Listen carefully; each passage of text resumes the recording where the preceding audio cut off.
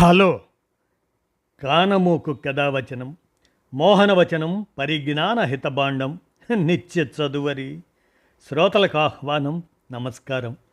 చదవదగునెవరు రాసిన తదుపరి చదివిన వెంటనే మరువక పలువురికి వినిపింపబూనిన అది ఏ పరిజ్ఞాన హితబాండమవుపో మహిళ మోహనవచనమై విరాజిల్లు. పరిజ్ఞాన హితబాండం లక్ష్యం ప్రతివారీ సమాచార హక్కు. ఆస్ఫూర్తితోనే ఇప్పుడు అమర్ విరచిత అంశం సైన్స్ సందేశం అనేటువంటి దాన్ని ఇప్పుడు మన కానమోకు కథావచన శ్రోతలకు మీ కానమోకు స్వరంలో వినిపిస్తాను. వినండి. సైన్స్ సందేశం. ఇక వినండి. కాలమిలా ఆగిపోవాలా, కళ నిజమైపోవాలా? 100 ఏళ్ళు. అదేంటో పుట్టినప్పుడే మనిషికి కౌంట్ డౌన్ మొదలైపోతుంది.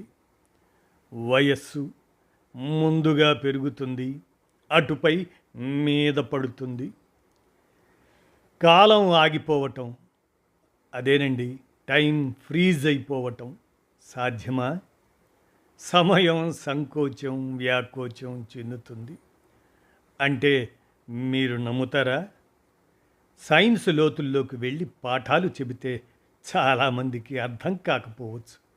అందుకే అందరికీ అర్థమయ్యేలా సరళతరం చేసి చెబుతాను, వినండి. ఒక వ్యక్తికి 50 ఏళ్ళు.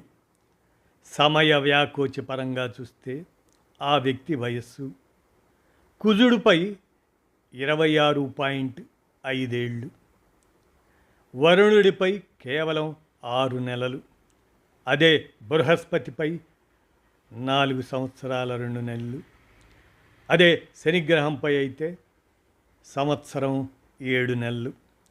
వినడానికి చిత్రంగా ఉంది కదా? అవునండి. సమయం అనేది విశ్వంలో అన్ని చోట్ల ఒకే విధంగా ఉండదు. అందుకే స్పేస్ టైం అనే కాన్సెప్ట్ వచ్చింది. విశ్వంలో కృష్ణబిలాలు ఉంటాయి, తెలుసు కదా? వాటి సాంద్రత అనంతం, వాటి గురుత్వాకర్షణ శక్తి కూడా అనంతం. కృష్ణబిలాలు దాని గుండె భాగాన్ని ఏకత్వం అంటారు. అక్కడ గురుత్వాకర్షణ ఎంతగా ఉంటుందంటే ఏ వస్తువైనా అక్కడికి వెళితే తిరిగి రాలేదు. చివరికి కాంతి కూడా అక్కడి నుంచి బయటకు రాలేదు. ఇక్కడ భౌతిక శాస్త్ర సూత్రాలు వర్తించవు. ఎక్కడ? కృష్ణబిలంలో. దూరం కాలం అనేవి కృష్ణబిలంలో వర్తించవు. ఉదాహరణకు మనం పైన చెప్పిన ఉదాహరణలో వ్యక్తికి 50 ఏళ్ళు. ఎక్కడ? భూమిపైన కదా. అదే కృష్ణబిలం గుండెలో అయితే కృష్ణబిలంలో ఎంత సమయం గడిస్తే భూమిపై 50 ఏళ్ళు? 1,00,000 సంవత్సరాల? కాదు, అంతకన్నా ఎక్కువ. పోనీ 1,00,00,000 సంవత్సరాల?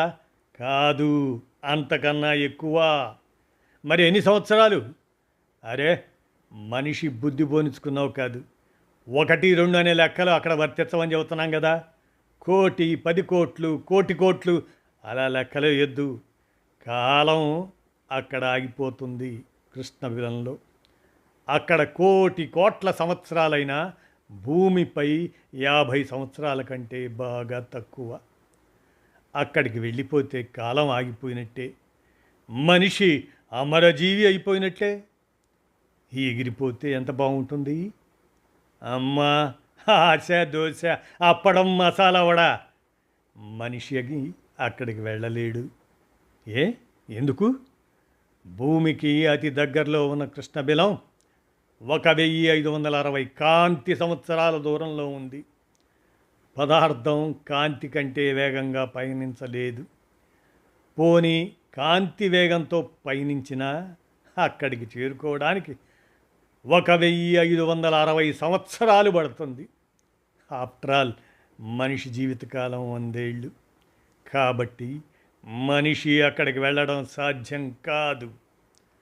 మనకు తెలిసిన సైన్స్ సూత్రాలు కృష్ణబిలాలకు, ముఖ్యంగా వాటి గుండె అనబడే ఏకత్వానికి వర్తించవు అనుకున్నాం కదా. కాబట్టి కాసేపు సైన్స్ను పక్కన పెట్టి మతంలోకి పోదాం.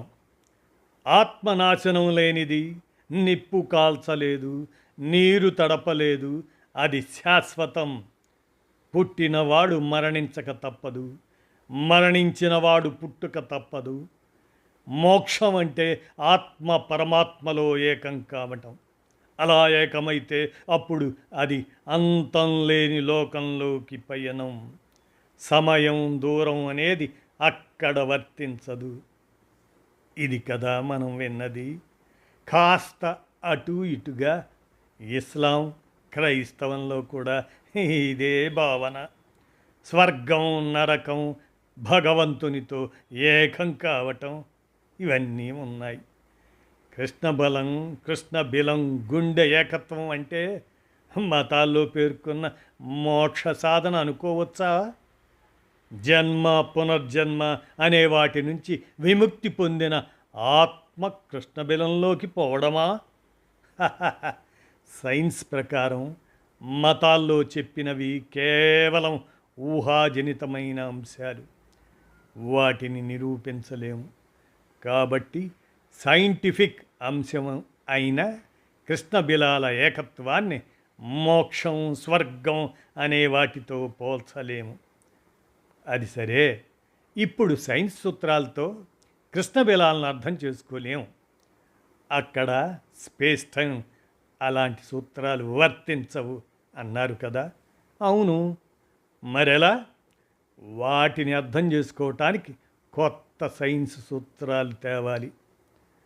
ఏంటో ప్రపంచం అర్థమైనట్టే ఉంటుంది, తెలుసుకునే కొద్దీ తికమక ఎక్కువ అవుతుంది అనుకుంటున్నారా? తెలిసింది గోరంత, తెలియాల్సింది కొండంత. కొండ అంటే ఎంత ఉంటుంది? భూమిపై ఎత్తైన శిఖరం ఎవరెస్ట్. దాని ఎత్తు 8,848 మీటర్లు. అదే ఎవరెస్టును కుజుడిపైకి తీసుకెళ్తే ఆ ఎత్తు 25,000 మీటర్లు. అదే ఎవరెస్టును వరుణుడిపై తీసుకెళ్తే 4,000 మీటర్ల ఎత్తు. అదే ఎవరెస్టును బృహస్పతిపై తీసుకువెళ్తే 10,000 మీటర్లు. అదే ఎవరెస్టును శనిపైకి తీసుకెళ్తే 8,000 మీటర్లు. మరి ఎవరెస్టును కృష్ణబిలం గుండె అదే ఆ ఏకత్వంలో ఉంటే, అబ్బా ఎన్నిసార్లు చెప్పాలి అక్కడ లెక్కలు తొక్కలు వర్తించవని. అక్కడ 1 సెంటీమీటర్ ఎత్తు కాదు, అంతకన్నా బాగా తక్కువ. ఎంత తక్కువ అనేది నేటి సైన్స్ సూత్రాల ప్రకారం చెప్పలేము సుమా అంటూ సైన్స్ సందేశం అనే ఈ అంశాన్ని అమరందించగా, మన కానమూకు కథ వచ్చిన శ్రోతలకు మీ కానమూకు స్వరంలో విజ్ఞానాంశంగా ఈ అంశాన్ని, సైన్స్ సందేశం అనేటువంటి దీన్ని వినిపించాను. విన్నారుగా, మీరే ఆలోచించండి. ధన్యవాదాలు.